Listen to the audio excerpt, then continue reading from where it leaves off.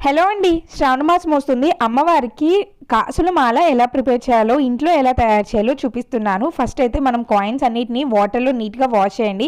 ఎందుకంటే మనం చాలా చేతుల నుంచి మార్చి తీసుకుంటాం కాబట్టి అలాగే అమ్మవారిని అలంకరించలేము. అందుకే నీట్గా వాష్ చేసి పూర్తిగా ఆరపెట్టండి. ఆ తర్వాత ప్లాస్టర్ని తీసుకొని నేను చూపించినట్లుగా మీ అమ్మవారి ఫేస్, అలా మీ అమ్మవారి బొమ్మ ఎంతైతే ఉంటుందో దానికి తగినట్లుగా హైట్గా తీసుకొని ఇట్లాగ మొత్తం కూడా మనం కాయిన్స్ అంటించుకోవాలి. ఆ పైన కూడా ఇంకొకసారి ప్లాస్టర్ని వేయండి, ఇంకా కదలకుండా ఉంటుందన్నమాట. ఇట్లా మొత్తం వేసిన తర్వాత ఎక్స్ట్రా ఉన్నది ప్లాస్టర్ మొత్తం కూడా కట్ చేయండి. ఇప్పుడు లాకెట్ చేయడానికి ఇంకొంచెం ప్లాస్టర్ని తీసుకొని కాయిన్స్ అన్నిటిని ఇట్లాగా రౌండ్గా పెట్టుకుంటున్నాను. సో ఆ పైన కూడా ఇంకొక ప్లాస్టర్ ముక్కను వేసాను. ఇంకా ఎక్స్ట్రా ఉన్నది కట్ చేసేసుకొని నీట్గా ఇట్లాగా సెట్ చేసుకోండి.